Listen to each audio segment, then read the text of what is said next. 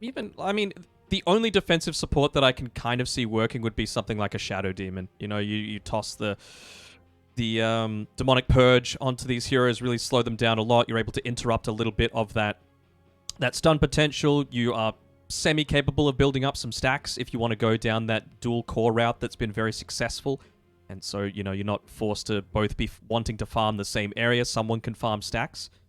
I wouldn't hate it. You know, it's a good mix of offense and defense, and they don't have great backline dive yet. Well, that's another sort of thing, like, you know, the Death Prophet wants to run at you. Bloodseeker certainly stops that. And again, we've seen, I don't think it was NaVi that did it, but Bloodseeker Enchantress is such a strong lane together. That slow means that the Sand King ends up having a very poor time, and this is most likely going to be played in that position 1 role. So Mirana will be able to get away once she's level 2. Sand King, not so much. Oh. Dual core. Okay. You might just put the DP mid now, though. Although, I don't know about that, actually, because you might just obviously want to pop your Exorcism and run at you. And if you get ruptured, that's a position 2's net worth that is now useless. So you kind of actually want to put the DP 5 still, so that you can, not necessarily bait, but have someone soaking up that that key ultimate. In the SEA region, sorry to interrupt, what they did was, if you opted to go down this Bloodseeker route, Execration just, like, picked everything that wanted to be, that didn't want to be ruptured. So you have to choose one. So I honestly could even see something like a Razor and a Leshrac coming out, just to say, look, you got to pick one of us, and, you know, the other 2 are going to have a good level of impact.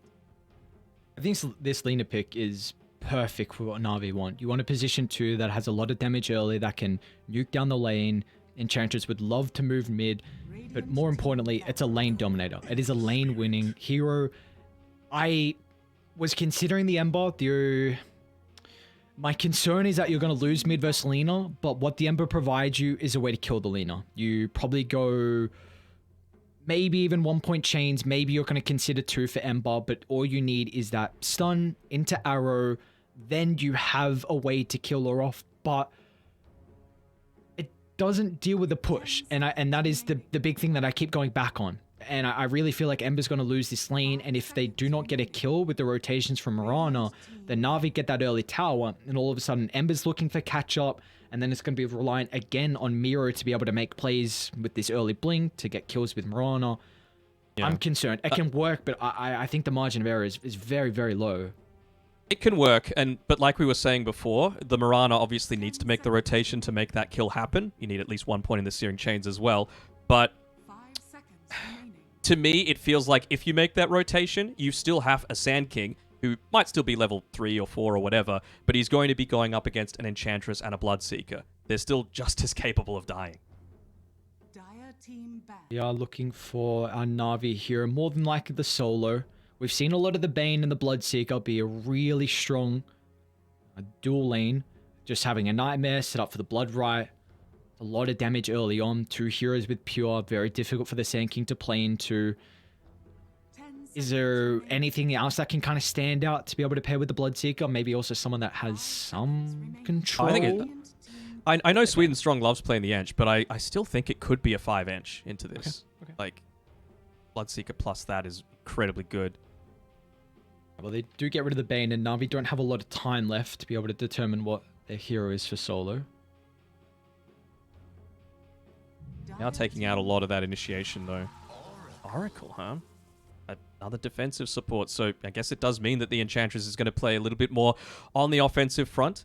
It's not that great for dispelling much, right? You're going to be able to get rid of the silence coming through from the Death Prophet. You're going to be able to get rid of the Searing Chains, but beyond that, it does feel like you're not one-dimensional, but kind of useless early on. I guess you can go for kills with the Bloodseeker, right? As long as you get like that full channel of the Fortune's End onto the Sand King, and maybe once you're level 3, 2 points in the Purifying Flames is going to be enough to be able to bring him down low so that the Bloodseeker can have a good impact. I really don't know what hero they pick here. Kind of the lane matchups versus Timber's awkward because the Bloodseeker. I don't think you can Ursa. Maybe Monkey's okay because you can Wukongs if you get Ruptured, but we don't see Monkey. Medusa's the best versus Rupture, but that's banned out. Why not? Why not? You game 3. We've seen what they can do with the Ramses Nature's Prophet. If you get ruptured, you are absolutely screwed in fights, but their supports are horrendous to be able to deal with split push, and you could just avoid fights. We saw last game though, the Lina on Depressed Kid and how important the Boots of Travel was to be able to deal with the side lanes because the Terror Blade split pushing. So that'll be a bit of a factor, but this is a pretty good Nature's Prophet game. I really think it fixes some of the issues they had. It does, and I mean, in head-on fights, I feel like NaVi have the edge, right? I really like this Bloodseeker Lina core, particularly early on, because Lina's going to win the lane, she's going to dominate, you're going to get a lot more value out of the Thirst, right, for Vtoon. But with Ramses, he's seen that he's just able to play this rat style of Dota. You know, if it's not a good lane, don't lane into it. If it's not a good team fight game, don't team fight. And it really feels like that's the mantra that CIS Rejects are going to go for. They're going to go an alternate style, and we'll see if it's able to make work. I'm going to be looking out for that level 20 timing as well on Ramses, right? That Sprout Leash, it pierces the spell immunity as well. Sure. So it's going to lock down the Bloodseeker. It can lock down the Timbersaw very effectively as well. And I'll see if it happens, but there's a cheeky little interaction with that one, actually, with the Sprout and the level 20. If we get to it, I'll talk about it. Okay. We're probably going to get to it, so I'm intrigued to hear what it is.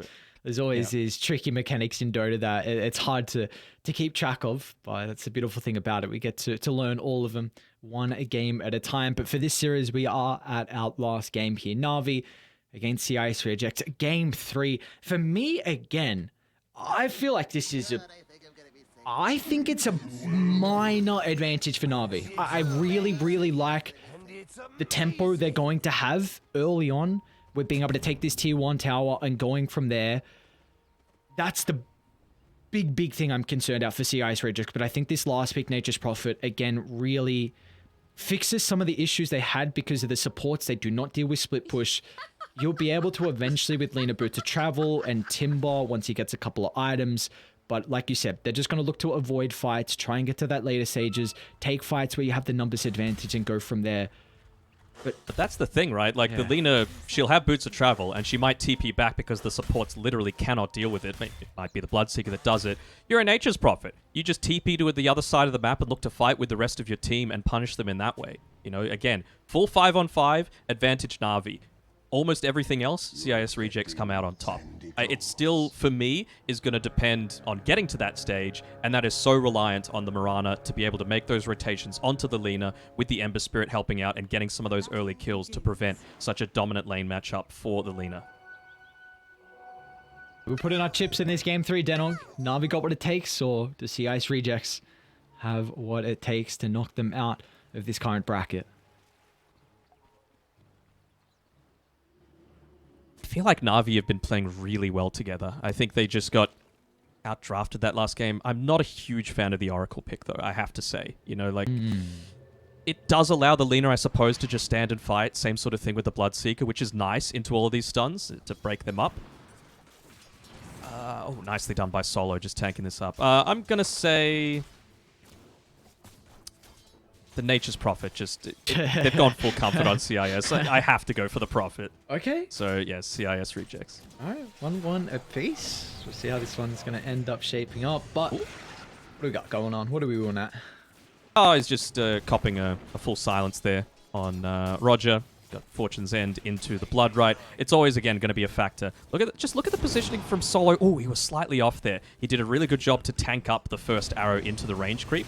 And this is what I'm talking about. Bloodseeker, such a strong laner. So I think Miro's dead. They have the Orb of Venom for Vtoon, and there's our first blood. We've spoken consistently on how bad of a laner the Sand King can be early on. Really, you need that level 4, and we just see, we were kind of asking for in the draft, you needed a way to kind of get that Blood Right connection, and Solo, it's perfect with the Fortune's End. And Oracle's also a hero that does a stupid amount of damage in the lane if you can have that opportunity level for a 3 spell cast. Yeah. You got to get to level 3 to make it a factor. Oh, Vtoon has actually taken a decent amount himself. But little turnaround there from Solo. I'm honestly a little surprised. Like, look at what Roger's got. He's got 4 Iron Branches. Hang on, F and G might be killed off. Impetus from afar, and a Timber Chain from Laze puts NaVi on the board once again. As Sweet and Strong, He's giving his tips over to his counterpart support in the lane as he is feeling himself. We've spoken about how comfortable he is on the Enchantress, and he's going to have a couple of creeps to play with now. Quite hit, block the arrow again there on Solo. But the thing I was talking about before is... I actually forget. No, he went for the 4 Iron Branches, right, to be able to start things out. And I feel like you know that this is such a strong kill lane, right? The First Blood obviously going over to Vatoon previously. So I feel like it was much more important to just bring 1 or 2 Sentry Wards out to the lane and make sure that you would be able to get the better end of those trades and make sure maybe that the Sand King can get the level 1 Sandstorm as opposed to level 1 Caustic Finale, which he did. And that just meant he was so vulnerable to any of these sorts of ganks. Lane. Swedenstrong's actually making the rotation. Kid's in trouble. Slide's still on cooldown. They just need one more right click. But the bottle regen doesn't matter as Swedenstrong, the impetus. Oh no, this is already proving to be difficult for them to deal with, and he's going to limp on away. Oh, Swedenstrong. Oh, this is not a good sign of what is soon to entail. Like sweet and sour, that's for sure. They've got the attempt here onto the Sand King. There's the Sentry Ward. There's no Sentry on Roger's side. Is he going to survive, though? The Purifying Flames. Oh! Miro, what was that? Oh, boy. Just really playing on a knife's edge there. Hopefully they've got some, Sentry coming out on the Courier. Not yet. Just having the infused raindrops available. Very good against the Oracle, but it really does feel like Miro can't lane into this.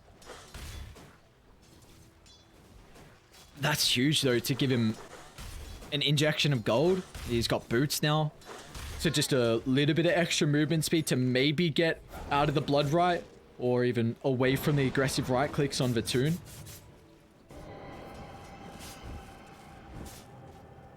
The mid lane going.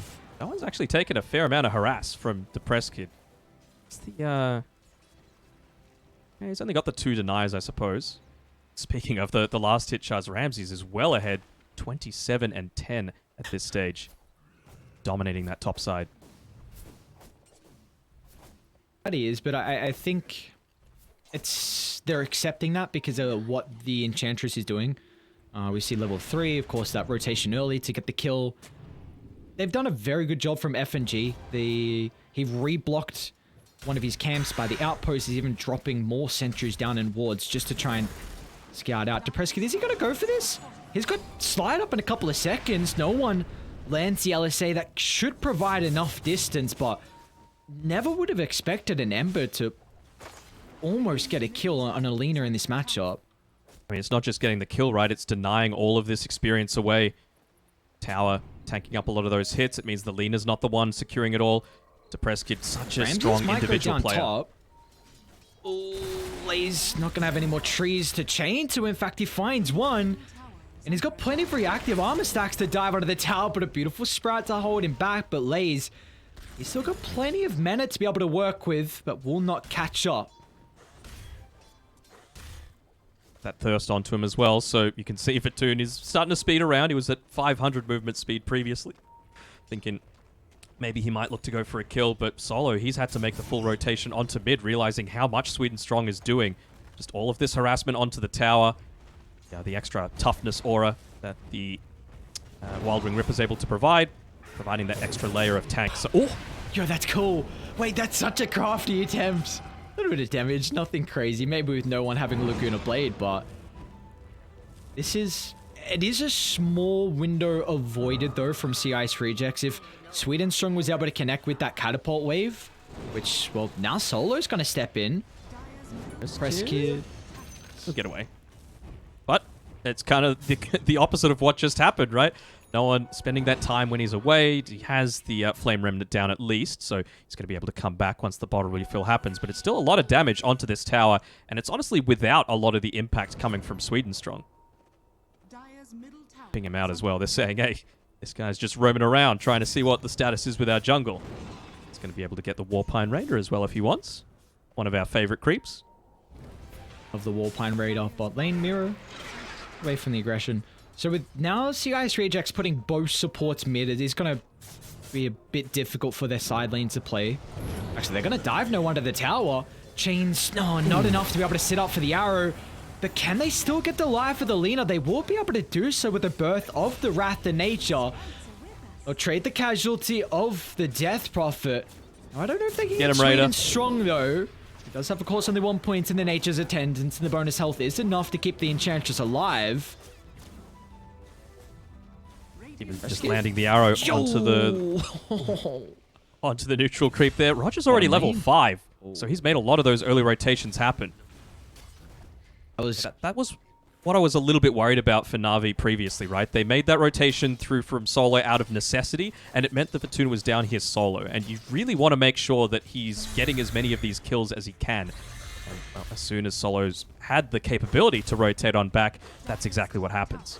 Yeah, that was also what I was concerned about for CIS Rejects, that when you've got to bring supports mid, it leaves the side lanes vulnerable. We see that being the case for Miro.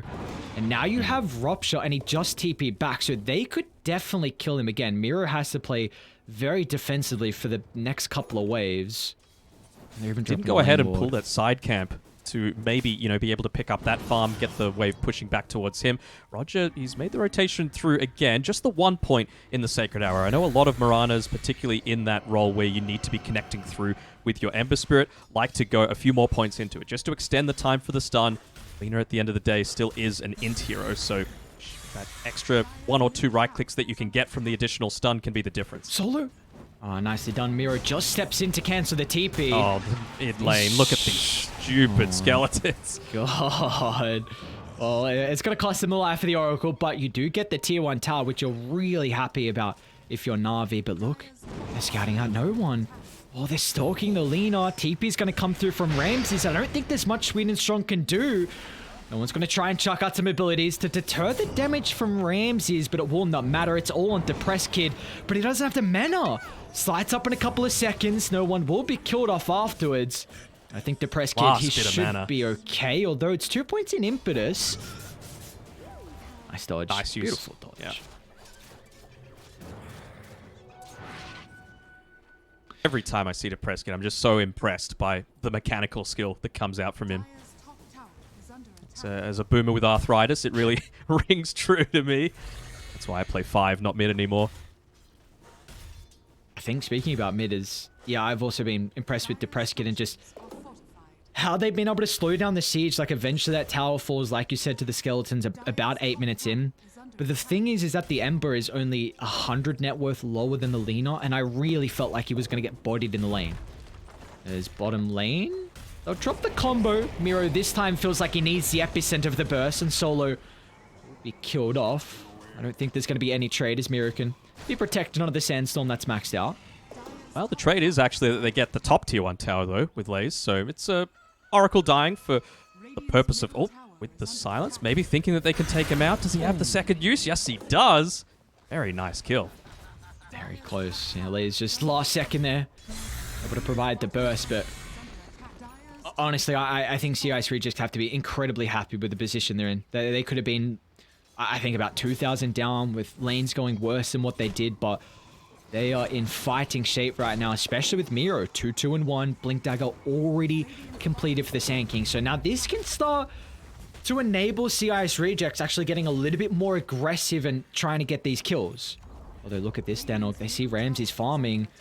It's going to be Solo to start and Lays to jump in. Ramses close to the tier 2 tower, but they should be able to kill the Furion before the rotations come out. But what's the price Big to rotation. pay? They've gone incredibly deep as F&G charge up the Exo. They'll chase down the second support. They don't have the catch for Lays, but a 2-for-1 with the Exo committed.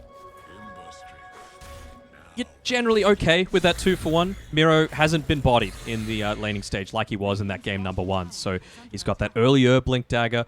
Now he's looking to connect through to the rest of the team to try and make the plays happen. Instant smoke you see coming out there from Roger, but it might have been underneath the Observer Ward. I'm not sure if it quite caught it. It's right on the edge. They could catch out this Bloodseeker. It's still another 20 seconds until the epicenter. I actually don't know if they had the damage. They would need Ramses to be able to make it happen. So unfortunately, they're not going to be able to catch up with Tomb, but that smoke does give them an opportunity now to place an aggressive ward up top. They are actually still moving towards the triangle. Look how conscious Fortuna is. He didn't walk over to try and clear the camp. Maybe just getting Sweet and Strong to pop the smoke instead. Oh. Poor Roger. Maybe he goes for the knife? Oh, shot. Oh. Close. He actually drew on the map Sweet and Strong, exactly where they had just made the rotation through with that early smoke. They essentially said, well, if Sand King's not farming bot, there's probably a reason for it. And, well, he was dead on with that rotation back. Smoke looking to come out and try and get the gank going. Might be in trouble again. It's another sentry, but he's running straight inside as no one has got the detection, and F&G will be penalized. The Dire, they still have Ramses and Ember nearby. Maybe they can battle no one. False promise given over before the death of the Oracle, but the control is something that they're lacking, so Depressed Kid can step on out, along with Ramses. Able to get away before the secondary lockdown for the TP. That is a slight area of weakness for Navi's draft. Their lockdown is pretty damn lacking. They've got one stun in the Light Striker array. I guess you can call it a root as well with the Fortune's End on the Oracle, but it does mean that they are a little bit hard to catch these very elusive targets like the Ember Spirit. Is there... What are we looking for NaVi next to be able to start making plays? Is there anything in particular that they're requiring to maybe push the tempo? I think they just need to fight around these BKBs. You know, the dual BKB timing is going to be incredibly effective against, you know, the Ember Spirit who's gone for this Maelstrom build. It's going to be good against countering out things like the Crypt Swarm, the Spirit Siphon, all the damage coming out from Mirana and Sand King. And so I feel like it's just buying time and delaying until they can get to that stage. After BKB on Vatoon, I need to see the Basher come out for him because there's no worse situation than having a lineup that's lacking in stuns, finding out a Nature's Prophet finally, and then him just TPing out your face. This is very aggressive from the Timbersaw and the rest of Dire. They're converging mid along with Miro's Epicenter, so Timber just biting off a little bit more than he can chew, feeling he was stronger than really what he was, and this can now open up the T1 mid if they want for CIS rejects. I wonder how much of it is that and how much of it was just what I was talking about, like making space for Vatoon as well as no one. They just need someone to throw their body out there that's a high enough priority target that they get an extra minute or so to be able to farm up these next items. Does end up costing them a lot though. Maybe not expecting the full 5-man rotation, which would result in the tier 1 tower going down as well. No one. Up though. Be careful. Miro's got to jump to the Lina. Someone needs to eat the arrow, but Solo's nearby. Sans preventing the false promise, but they have to respect the 5-man. As Navi's going to push CIS rejects back, but they don't have detection. So Dire, they've been able to reset, but do they stick around for the fight though? Depressed Kid. Not really under the pump really. The Rupture's going to connect and he's out of remnants. It's going to be forced to do it the old-fashioned way to try and run, but the Rupture always a big issue as Depressed Kid stands his ground, but no one's got the burst. Now Miro's in as well, but the Sand King just sacrifices his life, giving over a second kill for NaVi, and there's now a decent amount of injection of gold along with experience given over to the lads on Radiant. Really cute attempt there by Laze as well to try and use the Timber Chain to break the distance there and cop the arrow in the face. Still ends up working out for NaVi in the end, and well, I suppose the only plus side to that is you've had Ramses who's just sitting back and continuing to farm, right? He wants to make sure that he's picking up that next key item and just have a look at what he's going for. It is that Aghanim Shard. So again, 5-on-5 fights, they're going to favor NaVi. So don't fight. Push. Take advantage of the fact that this Oracle and Enchantress are pretty terrible at pushing out lanes. And, well, the Greater Treants are coming through. Yeah, from what I've seen with the Nature's Prophet so far through Eastern Europe, the Ag Shard has been prioritized whenever you can get it, as early as possible. Ramsey's done that once again. I imagine it's going to be into the BKB afterwards. So, like you said, though, it's just all eyes on how they can kind of split push. Don't get these 5-on-5 fights, as poor old Roger's actually going to be okay. Maybe. No one's still hunting. Sweet and Strong on the top side. Won't be, though. Yeah, well, they'll get Roger in the end. It's actually going to try and TP out. No way. Roger makes the misses. And like you said, Sweet and Strong in trouble up top. That's Ramses with the finishing blow. It's a lot of this is not what you want, right? You just see the Bloodseeker TPing down towards the bottom side. So if I'm CIS Rejects, I know, all right, Bloodseeker, no boots of travel. They're pinging him out at the moment, so it could either mean full-on rotation towards Vatoon or full-on rotation to the other side of the map where Na'Vi are much less likely to be. And you guarantee that you're going to have that +1 as a result. Okay, so I know we spoke about the BKBs being that next timing for Na'Vi, but what do they need to get out of that? Is it a T2 tower that they're looking to claim after a one team fight? Maybe Roche that could be on the consideration? I think Roche is going to be pretty effective, right? Particularly for the Lina and the Bloodseeker. Just they need to be able to just stand there and right-click. The Nice rotations read. come down towards the bottom side. I mean, it was a tiny bit slow. You know, it meant that Vatoon was able to push out those double waves that were in onto the bottom side and then make the rotation back to his triangle, right? So it's... They were there about 10-15 seconds late, which meant that the rotation didn't quite convert as well as they could have with the information that they had at their disposal. Scan going red though for Na'Vi. At least doesn't get the Lina killed and might give them some information about their bottom jungle being warded. An aggressive ward though from Roger inside the base. Not something you would expect this early on. Lazy's gonna see him, so I mean maybe that'll give themselves some confirmation as well, or at least the potential that there is a ward near the area. Roger's gonna try and just delay, waste as much time as possible, create some space, but Lazy makes quick work of the Mirana.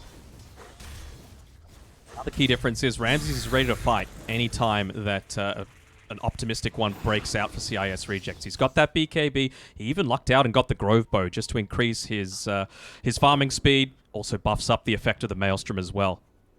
Very nice. It's going to buff up the Ember Spirit too, right? Just in the middle of the team fights, all that magic damage coming out, particularly if they can take a fight before the BKB comes out for Vatoon, but he's only a few gold away from it, so it's not going to be the case. Look at the read though from CIS Rejects. They're going double boot to travel onto Presskit and Mirror. So they, not only is it just going to be Ramses that looking to split up the game, but they are just going to go for pickoffs across the map, have the +1s, have the +2s, and go from there as forward FNG. He will be killed off. A nice dual scepter from Lays, just be able to cancel. Miro's thinking about going in, but into the 4 heroes, that is a bit ambitious. Again, it's the strat, right? If you have bad 5-on-5 team fight, do not take 5-on-5 team fight. The Boots of Travels plus the global teleport that Ramses has on his Nature's Prophet enable that so heavily. Eventually they're going to make a mistake, right? Eventually someone's going to be out of position and you're in a really great spot to be able to punish that. It's not like Na'Vi can really force Roshan just because of the threat of the Epi in the pit, and also Ember doing a lot of damage. We can already see how CIS Rejects can scout, arrow, treants, whatever you want, so... Look at this bottom tower, man. It's just melting. All the treants going into it. You kind of have to say, well, we don't really have the ability to be able to defend this. Lina's probably the only one that is able to do so, but you can tell Na'Vi want to do something with this timing. Double BKBs, they've got the double damage, so if they can get Roshan, it's an alright trade, but what are they going to look to do in response? Oh, let's see if they were looking on the map. The epicenter pulse happened as Miro walked underneath the creeps. Smoke's going to pop. Can they avoid the fight? Yeah, they're going to be out of there, so they're wasting this double damage timing. Maybe Na'Vi just make the call to go back in the pit. Yeah, they're going to do that. Just look to get some vision up. They don't have any at the moment, I believe, though. So. The rat's on Danog. Ramsey's already bottom. And FNG is going to pop Exos. Why not? He needs to. Oh, no. They're trying to take the fight, though. Miro. Epicenter inside the river. Not really doing a whole lot of damage. And Rupture's going to prevent the retreat. But it stopped them from taking Roche. They have to deal with bottom. Tier 3 soon to fall. If they can cancel TPs, it's only the Bloodseeker bottom at the moment, so Tier 3 tower is going to be killed off. Wow. I mean, FNG more than likely killed. Lays has always got yours to be able to cancel a TP. Ramses just behind the tree. Meanwhile, mid lane, they're onto Sweet and Strong. Well, it's a bit annoying with the untouchable. No one's also playing on the right side. He's going to try and catch out stragglers, which he does just that. Laguna Blade to cut away the life. And now Ramses might be in trouble. He doesn't really have the movement speed. He's going to be forced to pop BKB, but Vatoon, can he chase him down? A Sprout defensive, the damage not racking up. The back to bottom we go as FNG chased down from Lays, and it's the poor old support that'll cost him his life. But with all these kills they've been able to find on Navi, they will try and move into the pit. Spent so much time down there. Actually, I didn't realize they were still brawling. The Timbersaw and the Death Prophet taking so much space, and that is going to eventually be the Roshan going their way. This game is going to be all about these little trades happening, right? Like, what can you afford to give up? They're coming. They got to commit. They're going to see the Yeti, health of Roche. Miro jumps and look at Vatoon. Oh my god, the Wrath of Nature! Almost plays up Vatoon, but a BKB force promise. Solo's reactions. Perfect from the Oracle, keeping Bloodseeker alive. Now CIS rejects. Do you want to stick around? Well, it looks like the Ember can get out, but Roger, he too has some mobility, so double leap just in the nick of time. They, I believe, got the Roshan kill at least there. It was, what, Ember Spirit and Sand King that were in there, so even though he ends up dying for it, does get a nice little injection of gold for the entire team. Some valuable experience as well, so he's going to have the level 2 Epicenter for the next fight.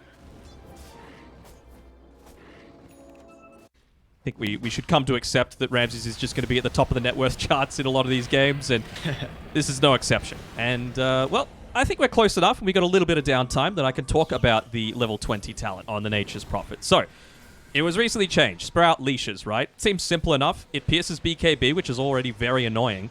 But what actually happens when you break the trees is that for the full duration of what the Sprout would be, so let's take it now, it's going to be 6 seconds, right? Is what the normal Sprout duration is.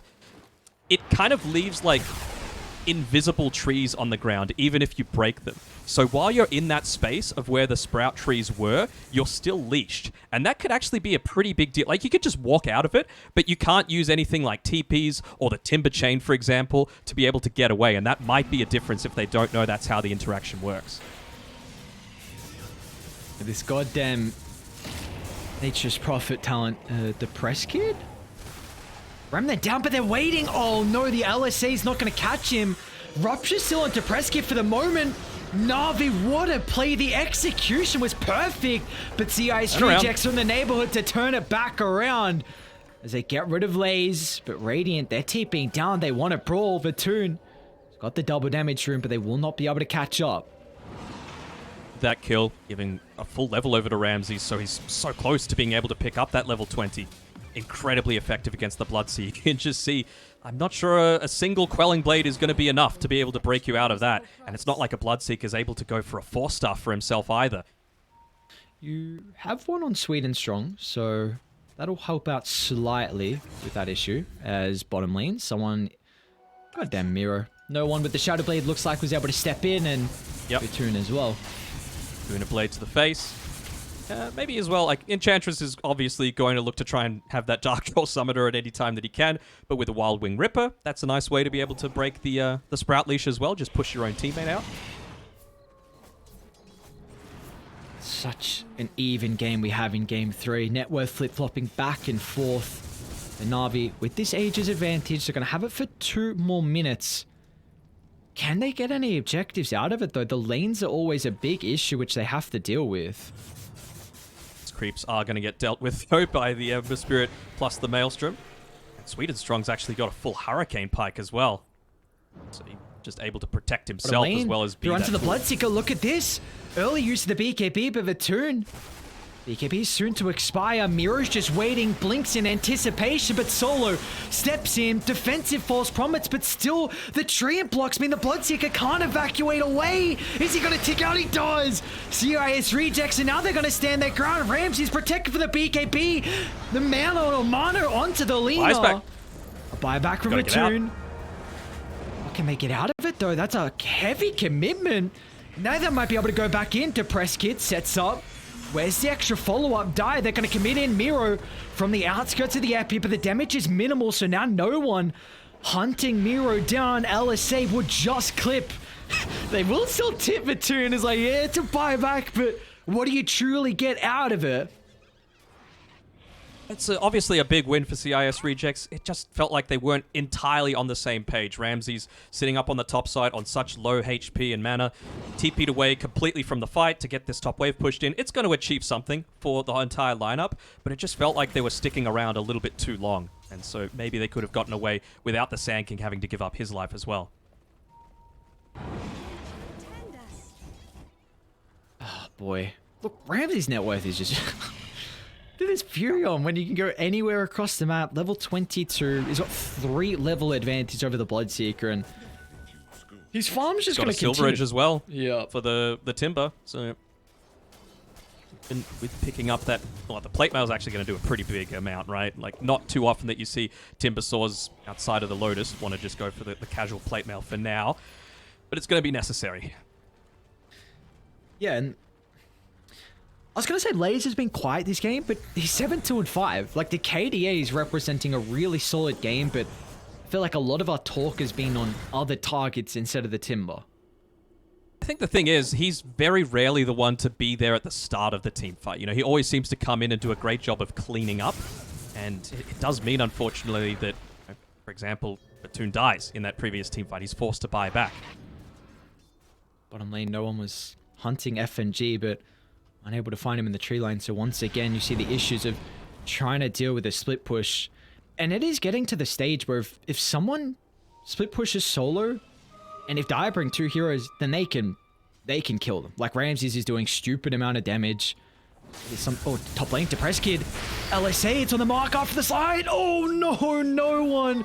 The helper lays, the burst is there. They tried to smoke. They're trying to anticipate the movement top, but CIS Rejects just too late to the party.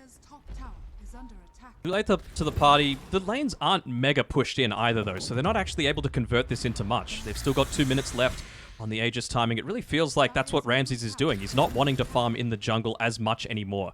Depends, of course, if there are people showing on the map, but he's basically just gone from one side of the map to the other. Bottom lane, it's scanned red. Ramses, I don't think he can TP out. They have the bash. Bash. Nah, Batoon's blocked out. Now top lane, they're in trouble. Look at the epicenter. Oh my, what a combo. But still, they can't control the heroes. There's no one escaping on a slither of hell thanks to the BKB, but they have the detection. They'll continue to chase down the Lina. Now they're on to Lay's next as Miro. He started the fight and he's going to end it off the back of the burrow.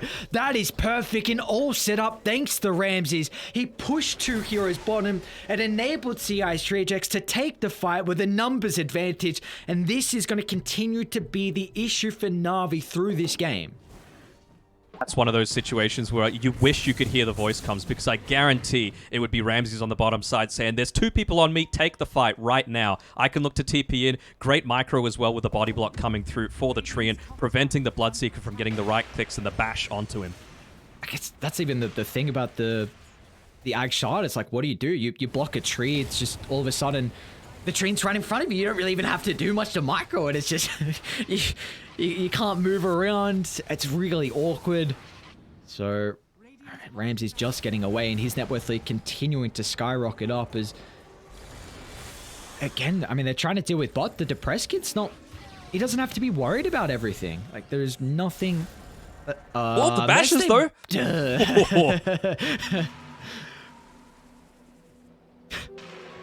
All right, I'm taking a bit of inspiration from Sunspan and Synderen here. No looking. Yeah, okay. I knew it was coming. What is the ability called for Skull Basher? Not just bash, is it? It's just bash. Okay, that's boring. Roger's gonna be killed off. No. Is he? Okay. Ooh. There you go. It was the bash. Yeah, it was a bash.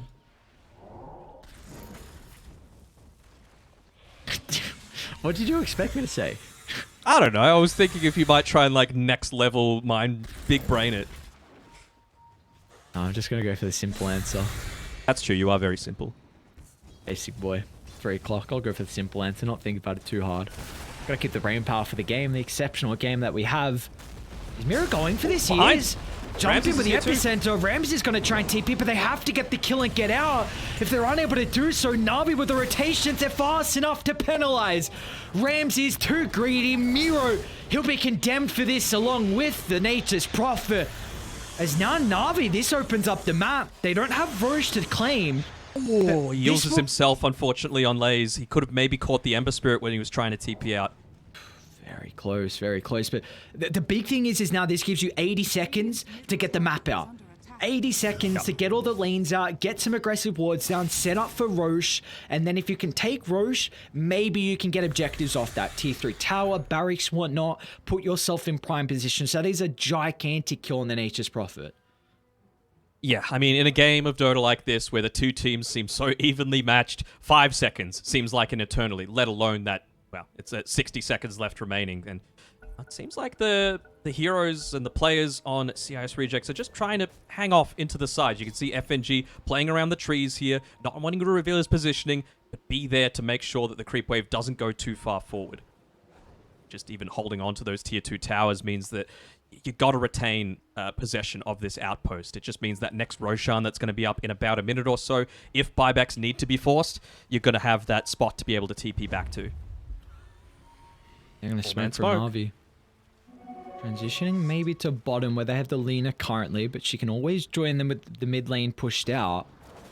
Roger's in a pretty decent spot to be able to pop this. So not the best target to kill. Roger is in range. Doesn't matter. Vitsun's able to get the kill thanks to the Blood Right. But yeah, not the most valuable pick-off. Roche is up in 20, so maybe any pick-off is good enough. They've got the Harpy Scout, which, by the way, Lina's able to just TP in onto, and they're going to have it for that timing when Roche is going to be respawning. They know where Miro is as well. I don't know if no one TP'd from base, but he just handed over Sweet and Strong a DOS. So, and now they're going to utilize it potentially as no one, thanks to the Harpy, I believe, that was flying, saw the Sand King in the tree line, and well, now this should be free Roche. You need the Sand King to be able to offer any counter initiation. Absolutely say so. It's just going to fly over the top of Roshan. They've already got the vision advantage on the right-hand side. At least you've got the Aghanim Scepter for Ember Spirit, so he's going to be providing a whole lot more trouble for the backlines. Just looking to zip around. Again, they are still lacking in stuns right now on NaVi. Inside the Rat is on. Just looking to maybe take down the range racks. No one's going to make sure that that's not going to happen. Satanic coming through from him next. I really want to see him get Sheep Stick after that. Vissor's going to be pretty cautious about this, but the rotation starting to flock to top as Lay's able to reset, but they want to take the fight. As Dire, they're pathing their way to the area, but they can't kill the Timber down to the south. The Oracle life expended thanks to FNG's Exo, and now the Timbersaw is left on an island. Bloodseeker doesn't want to join, neither does the Lina, so CIS Rejects, we've spoken about their capability to take fights with the numbers advantage, and they can prove they do that once again. They need to see the Scythe of Ice coming out from no one after this. And the Aegis he'll have for the next 4 minutes. He'll have his level 25 at the time. You don't want to just swap back in a Null Talisman on a Lina. They need that extra layer of lockdown to be able to catch out people like this this Nature's Prophet. You know, a Light Strike Array isn't enough to enable him to just run away. I don't know if we brought it up yet, but Ramses is level 25, so he has the remove teleportation cooldown, so yeah, have fun being able to deal with your lanes. They're going to jump mid, Miro, onto the Lino, who has the Aegis advantage, but there's no one to be able to protect it on the first life. Do they stick around though? Ramses pop BKB, needs to evacuate, or maybe they pounce. Depressed Kid's under the tower, the bash is out, the chain control not there. Great reactions, Depressed Kid playing with fire, but the Ember, he loves that. Pack of stuns, this is what happens. You know, I feel like they really are going to emphasize towards this. Right now, it's just the Light Strike Array and the Basher. One requiring luck, one requiring a big wind-up. So a hero like Ember Spirit is just going to thrive in that sort of situation. And there you go. Timber's got Hex queued up, so you have at least one answer. And we'll see if that's going to be enough, though. That's really the big question. If you can get that initial Hex out before the BKBs, have the follow-up stuns coming through afterwards. You know, maybe we can see... Oh, yeah, Bloodseeker, in fact, he does have Abyssal queued up after the Mjolnir. Is Laze just going to kill the tree's bottom? He honestly might. Yeah, it's just going to cut him down, make it more difficult for Ramses to do his rat Dota happening. Yeah. He'll still find a way. Life finds a way, you know. Rat finds a way. Who are they going to run into here? Toon playing around the trees. Oh, just running straight head on into it. It's not too much of a danger now, but of course later on, once that Abyssal Blade is a factor, that's always going to be a bit worrying. Got this Siege Creep wave on the top side as well. A double wave, essentially. Together with All of the treants just putting so press much kit? pressure onto the top side of the map. Should be okay. FNG is actually going to look to take the fight along with Ramsey's join. There's nothing that Galena can do on the low ground. Misses consistently coming out as no one doesn't win the man fight. And now they're on to Lays. The chain's going to hold him in place, but V2 feels like he cannot step in. Or maybe he can. Tibasaur not killed off just yet. The false promise protecting for the moment. V2's now going to look to turn with the BKB, targeting down FNG. Onto Ramses is go, but look at Ramses with the damage. It doesn't matter. V2 life stealing up. Now they're going to push the Nature's Prophet away. Multiple buybacks out from either side. Do they go back in? Sweet and Strong eats the arrow. The press kid, couple of seconds, gonna have the slide. Through the back in, Miro with the burrow. Kills off the Bloodseeker. Now Solo might be in trouble as well, but screw the Oracle, go for the valuable target. Lays chain away, but look at the commitment. A buyback on V-Tune, instant tip once again. The second time this game that CIS rejects have instantly tipped the Bloodseeker as soon as he's brought back and got nothing out of it. Just that death by 1,000 cuts, right? They just go in, they get the exact target that they want, they expend a big thing like the buyback, and retreat as a team. Really exploiting the weaknesses on Navi's lineup with this draft choice to be able to go into the Nature's Prophet, their item choices going into the Boots of Travel to constantly keep these lanes shoved out. It's just really good play. Lack of stuns as well for the Ember Spirit means that he's always the one to kind of bait out just that little bit extra from Na'Vi. This game must be so frustrating to play for Na'Vi. Yeah. Like, it's never fun into Rat Dota, never fun into Illusions, never fun into a Nature's Prophet. They're just pulling them apart, left, right, and center, making sure they get fights bottom lane. Who are they on? Like, it's onto Vatoon. Okay. That's the scary thing, though. You have to play this buddy-buddy system now where Solo's behind either Lina or the Bloodseeker because of those buybacks prior. But if you're all together, you just get ratted. So, like, what can you do? And now they're setting up top. See, look at this. He's so close. Oh. Here's the blink stun there. Imagine if they caught him out. That would have been a dieback. The ones that have buyback right now are a bunch of supports. That's not what you want to see. I really don't know what Na'Vi do to actually find a favorable fight. What no one's got queued up is what you do. Oh. Okay. Rapier Dota coming shortly. Still needs plenty of gold. The press kid's going to make sure he can't get to that stage. Onto the Enchantress. This bottom is getting pushed in, so they have to be cautious about their barracks. Ramsey soon to join as well. Butcher once again has been able to build up into that Helm of the Dominator. It is against an Enchantress, so you run the risk of just getting your Harpy Scout stolen away from you. When you're in an advantageous position like this and your lineup is all about pickoffs, it's just such a great creep to be able to have, right? You take every single team fight that gives you the advantage. No one forced to pop a defensive BKB. Just to make sure he doesn't eat the arrow combination. Pistol Blade. They're onto Vatoon down bottom. Solo should be able to get nearby. FNG a little bit too slow with the silence, but Ramsey's wanting to pounce inside the base. The kill onto the Oracle should be easy to Press Kid.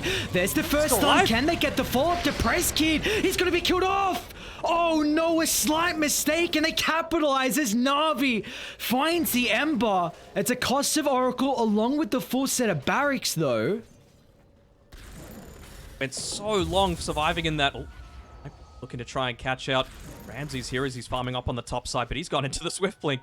Just wants that extra little bit of movement speed. Eventually, he's going to get rid of the power treads and just pick up even more of that rat potential items. Would hate to see him go something like an AC after this. It's so cool to see the game plan from the supports and their roles this game. You saw FNG instantly blink into the backline. His job, get on the Oracle, disrupt him, make sure you cannot get a good false promise off to protect one of the supports. And for Solo, it's just stand behind your carry. Stand behind mainly V-Tune because he did buy back prior. Get that false promise out as fast as possible and going from there. You kind of expect it though. Like, these are one of the most, I should say, the two most experienced players in this region in particular, and a lot of regions as well. F&G along with Solo Batoon. Oh, they're seeing Who's there? Speaking about, you need Solo, but the BKB's fast, and Batoon is going to try and turn it around. If he gets the kill, the bonus life still, it doesn't matter. The Yules! Oh, the Yules is enough. They don't get the kill. They're on to Ramses on the higher gun, though. They're stopping from right-clicking no one. This is a gigantic kill. Nature's Prophet's killed off. It's beautifully done. Na'Vi, you lose the Blood Seeker, but it's a huge, huge victory in the end. So, literally milliseconds difference in these past few engagements, right? He gets that last kill. He's back to at least half HP. Able to return into the team fight, and you probably get even more than you just did. What's the win prop? Still 80% for CIS rejects. David has faith in Rat Dota. He's an Alliance fan. Can they Roche? Lena? Yo, she's close to Rapier. If they get Aegis and Rapier, there's suddenly a bit of a condition now for Na'Vi. I'm sure they were praying for a double damage right outside the pit. Do they need it though? Not wanting to reveal anything. Yo, alright, Scan connects. Maybe Ember can go for a Hail Mary play. He doesn't have buyback though, so it's very risky. Closes 50 gold away. Got it now. Do you go for the play? Bro's gonna scout. Oh, no. Okay. With the false Aghanims. promise. He pops BKB as well. There's gonna be a attempt from the Ember. What does he steal? The press kid gets nothing. F&G charged up the X, so is going to jump in the middle once again. The Death Prophet proving to be an issue for the support. Lena's hexed. Is onto no one. Silence will not matter as no one now turns, standing his ground off the back of the Satanic as F&G made a cute attempt. They still haven't killed him off. The goddamn Death Prophet, even as a position 5, proving to be a difficult kill. It was a 4v3 with a core, sorry, 2 cores out of your lineup on CIS reject. So the fact that they were able to get even that effective is it's worrying signs. If you're a fan of Na'Vi, they do get that Aegis. They do get. Is that third Roche or second? Third. So Aghanims is in the base along with Gem. Who do you give the Ags to this game? Oh, mid lane. Sorry, Nero. Yeah, that's a lot of damage on the Sand King though. Lay's late game, all this pure is something they have to be cautious of. Yours gonna buy him a little bit of time, but it sets up for Ramsey's Sprout. Off to the northern side, Mirror's still gonna tick out to the Impetus. Now they're on to Preskin. The bash from Return. Once again, they're getting lucky enough. In fact, it was the Abyssal used to control him. He's got to buy back at least. But this is on Ramses now.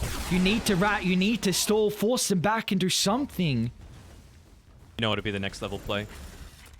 He sees that they didn't get Aghanims and it's still sitting in the base. And he TP's there. Oh, I don't know. Sprouts some treants, Who's steals it away. The Ags? Who's going to use the Ags and die? It's useless.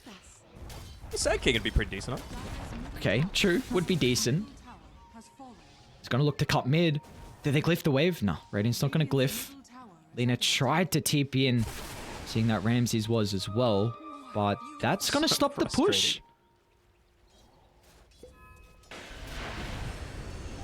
Really is anyone's game.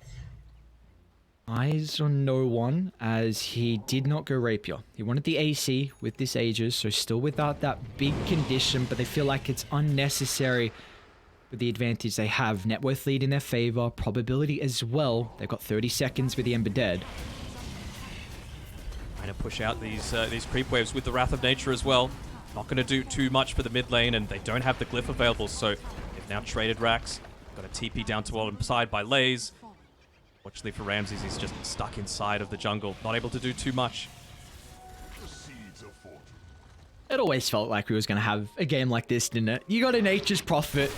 Look, he's just back in as soon as lane cuts the creeps, and T3 tower's probably going to fall. Yeah, it really just feels like we've seen CIS rejects multiple times now with this Nature's Prophet. They know exactly how to play with. They can't 5v5. You're going to split up the map whenever there's an advantage for the enemy team. Stall it out, find a window, and go from there. But you got the Aegis for another 2 minutes, and Na'Vi want to utilize this. The press kid, they can get the initial stun. Is the burst going to be there afterwards? They need control, they need the damage. But they don't have them until Oh, the V2 actually Abyssal- jumps in with the Abyssal Blade, but he's out with the Remnant now towards the backline. Ramses protected for the high ground at the moment. They need to beeline towards the Nature's Prophet. Bash it to the last second, but Ramses is standing his ground. They can't get the kill until the BKB expires. Ramses is killed off. He's got a buyback. He can soon rejoin. It's going to TP directly back to the middle. And NaVi, you need to get out. You need to try and find an avenue away from the fire, but they won't be able to deal so. The press kid jumps in. Now they can set up for round 2 as no one, no assistance. The lone wolf following his teammates into the grave as CIS rejects. It's 2 buybacks, costly buybacks as well. But what a fight from them. How the hell did Depressed Kid survive throughout all of that? He was just making so much space for the excuse me, for the rest of his team. Just going zipping around, using every single one of his fire remnants. Shiva's guard, just making space after space after space.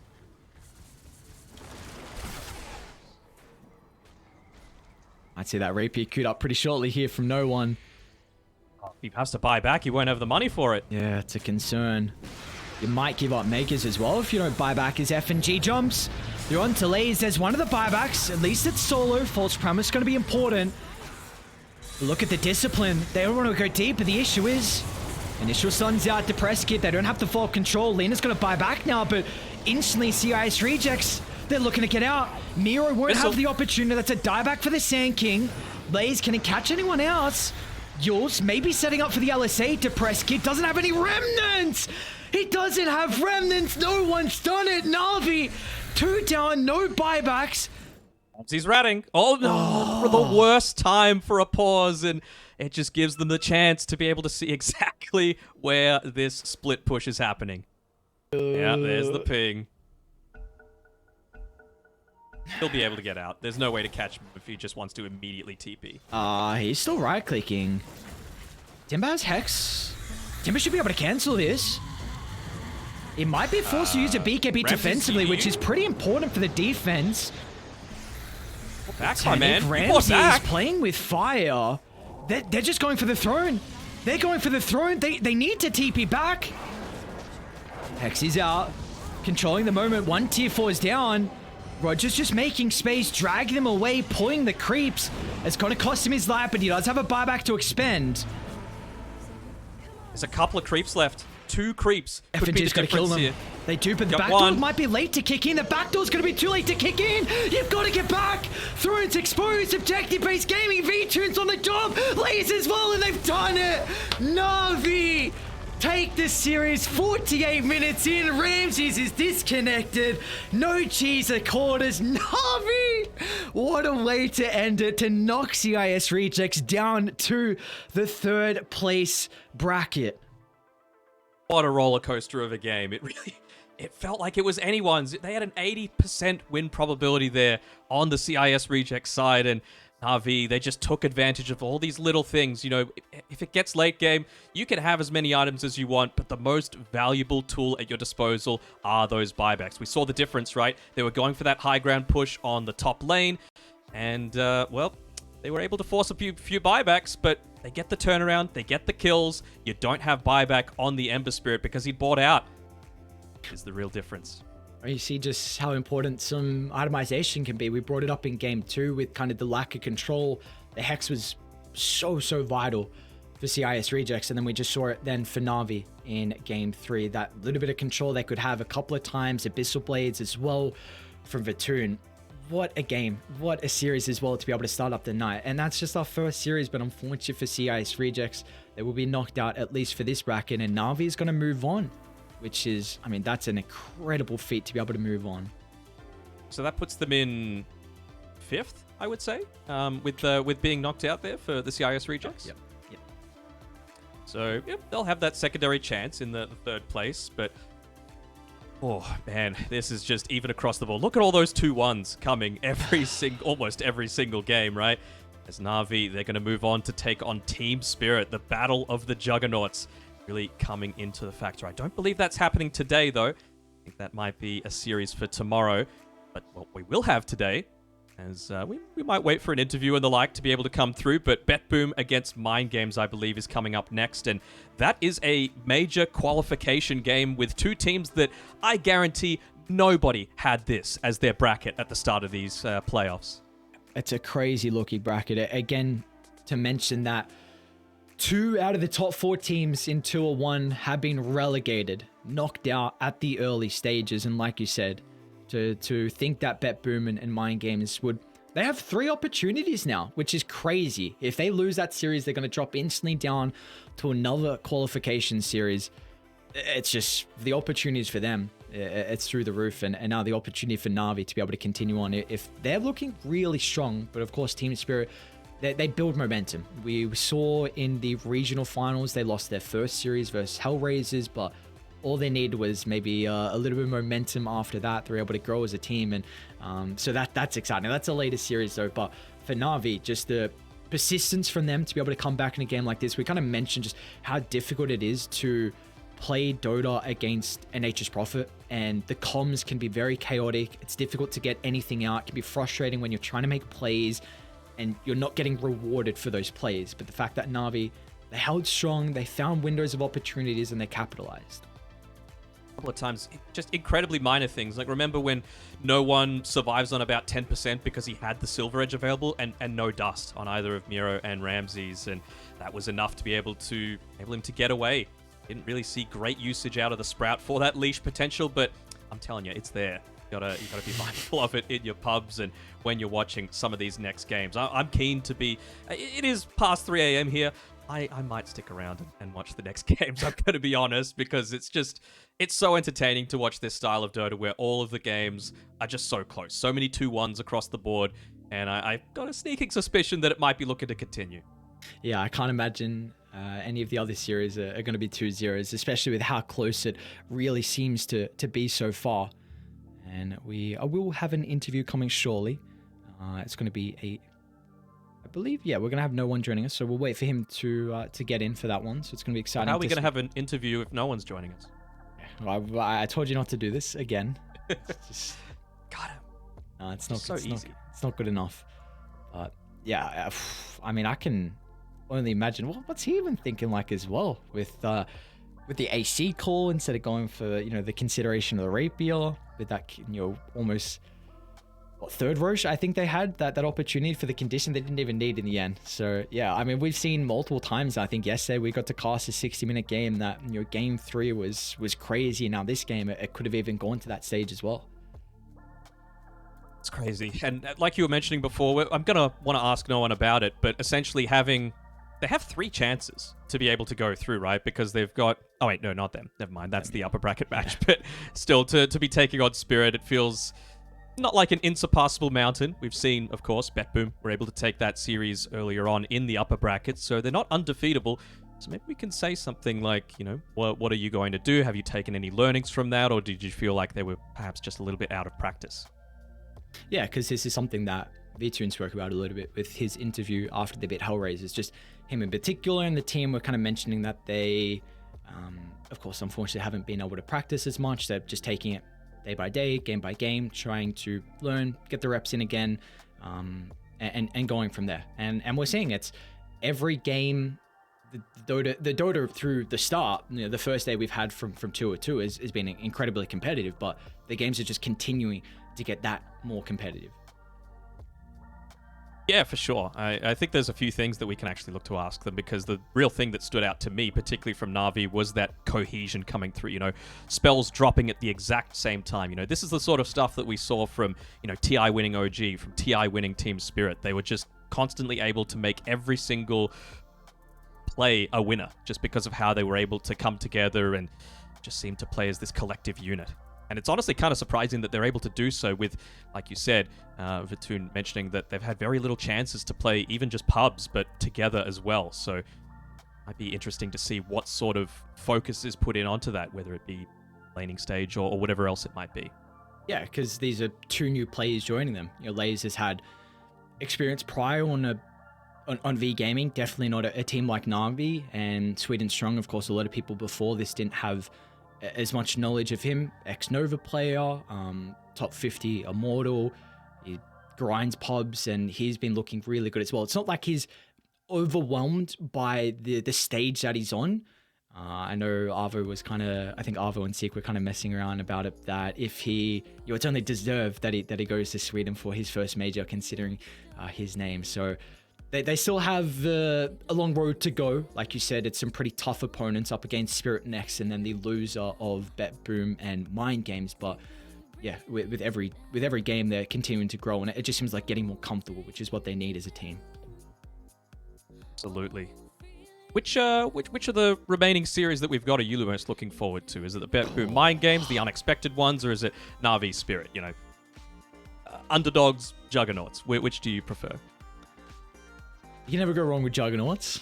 I mean, it's always the hype one. Big fan of both teams, but also the underdogs. I've had the opportunity to cast the D2 Seal, I think, Season 7, where Mind Games at that stage, they had 7 Jesu and FN. I really like the innovation they had, especially with Bignum's hero pool along with Petashara. They've done it a little bit so far. We've seen Bignum attempt an Ember Spirit as a position 4. Didn't really work out. But I just like that team overall, how chaotic their games get, especially long games as well. And for Bet Boom, they are a team that they don't give a damn about what the carry meta is. We've seen Dahak, he's pulled out Necrophossus ones, he's pulled out Visage ones, he's very comfortable on that. I mean, they played it 3 games in a row in their series versus NaVi. So it's very interesting to have a carrier that has a completely different outlook. But the Hawk has always had that. Yeah, absolutely. Across for years now, honestly. I love those people that have like their set things, in the Southeast Asian region. We've got Lil Gun, they're the ones that really set themselves apart with going for these super unorthodox styles. Back in the day, like I would say SEA was probably the ones that started doing the 5 Pangolier more often than a lot of other people before it kind of fell off entirely. But it's always great to see someone that doesn't go for the cookie cutter style of gameplay. Yeah, which is when you get this stale type of meta, which saying that we didn't see Tiny, which is really surprising. This entire series, we didn't see a Tiny, which is kind of a nice refreshment considering how often that hero is picked. And this is the breath of fresh air that we get in Eastern Europe. It's, of course, a region, unfortunately, we haven't been able to watch through so far through 7.31. And really the region that I had my eyes on, just in regards to, we've had 5 other regions that have been able to show their understanding and their meta, the heroes they like to play. And I was just really intrigued to see Eastern Europe, because they have that ex-TI team in Team Spirit, and what they, and because the region's continuing to grow. Like we've heard some interviews after Team Spirit 1, I think in Tour 1, how a lot of people are mentioning that it's really bumped up the region, just a lot of confidence. And for me, I was just excited to see kind of what their thoughts were about 7.31 and how they look to play compared to other regions. So it's really been exciting, a breath of fresh air. As we do have an interview here. Hello, no one, can you hear us? Hello, no one? Oh, there we go. Going on camera. Very nice. Oh, beautiful. Hello, no one, can you hear us? We can. I can see you speaking, but I think you might be muted.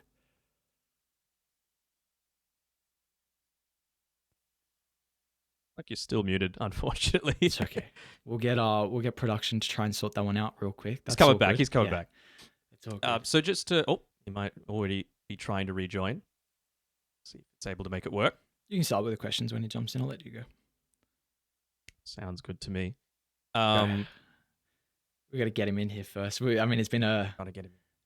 it's been an interview. We want to get his shine back. It's all good. I mean, it's going to be exciting to see. At least technology, man. What can you do about technology? I mean, we've grown up with it, but it never really gets too much easier for us. Sorry, no one still can't hear you if you're trying to talk. Oh, now I can hear you. Now I can hear you. That's okay. That's okay. So how are you feeling? Obviously, it was a nail biter of a series, but what are your initial thoughts after it? I mean, it was definitely a hard last game because we have some idea of the draft, and it did work from the start, and it was really hard to play against the split push, and just it's really hard to win this. I don't know it, but we went. I'm proud of my. Yeah, no, it seems like you guys really came together. I specifically want to touch on the fact that what stood out to me the most was that you guys really seemed to be playing together as a cohesive unit, like as a collective. For example, when you were playing with Sweden Strong in the game where you were playing the Pangolier, just being able to line up your spells at the exact same time to be able to pick off some of the more squishy heroes. Is that something that, because you've had less chances to play and scrim because of the current situation in Eastern Europe, that you've been really focusing on, like laning practice and that sort of thing? Or is it just something that comes naturally? The thing that comes natural for sure, and the thing that we played on the day of onwards for these 2 months, and we just try and do our best in the games, feel it, and just to give the chance for our instincts to play. Yeah, just play on instincts for sure. And with your two new players in Lays and Sweden Strong, do you feel like they've been bringing in new ideas, or with bringing them in, was it more about them adapting to your existing playstyle? It's actually both, like they're bringing our new heroes, ideas, play the game, and at the same time they're adapting to us, how we watch it. It works in both. Mm. And in that last game, we really saw at the very end, to me, the big key difference was they were going for the high ground push. You guys had buyback to be able to turn that one around. Even, Oracle having 5 seconds left on his death timer, he used the buyback right at the key time. And the key difference was on their team, you went for your game-ending push. They didn't have the buyback. Was that a specific call to make sure you're saving for buyback, or was it just a little bit lucky that it ended up being how things turned out? I mean, they made it go and die without the buyback, and we saw that Ember buys skies. We knew that he doesn't have money for buyback. We just knew that that was, like there was a fight with the Aegis. We lost it like 5v3. They all buyback. Yeah. So you took advantage. Then they just go, made a mistake. It's not a call, just around waiting this moment. Cool. What they gonna go, Aries? What's your thought process with your I think it was the last item we saw you queuing up the rapier for a little bit and swap to the AC. I was just curious, like, what your thoughts were around that, like if you why you maybe change your mind, or what you were thinking at that stage. I feel like I have not enough armor, and it will help my as well. So, and plus, I mean, like, rapier is good, but one mistake and you're gonna lose the game. Like, if I bought a rapier before this fight, the Aegis, it's over for us. That's why I bought AC. Yeah, and just last question real quick before we let you go. I'm just curious on how you guys keep your communications clear in a game like that, like in a chaotic game where you have Nature's Prophet just TPing around, split pushing. Like, is it mainly just one person in your comms trying to help out keep that clear? Depends on the game. In this game, it was all chaotic because a lot of like stuff going 1 or 2 seconds, because they can attack at bottom and the top side in 1 second, and it's really hard to. I mean, like every player have it all at the right moment. Thank you very much, No One, for giving us your time and with the interview. Is there any shout outs you want to give before we let you go? Not really. I'm tired. Tired? Okay, Really well. Want to go sleep. I understood. Well, I really appreciate you spending some time. Go rest, go enjoy some time off, and we're excited to see you play Team Spirit tomorrow. Thank you very much. All right, there we go. No One is done, and Danog, there we go. First series of the night done and dusted, but we gotta move this over. We got our next series coming up shortly. It's gonna be a qualification match. Bet Boom versus Mind Games. Real quick, just give me a score, nothing else. Bet Boom 2-1. Yeah, Bet Boom 2-1 for me as well. And for us, we are done for the first series. Gonna be a little bit of a break, and then next up, we've got the qualification series. We'll see you guys then.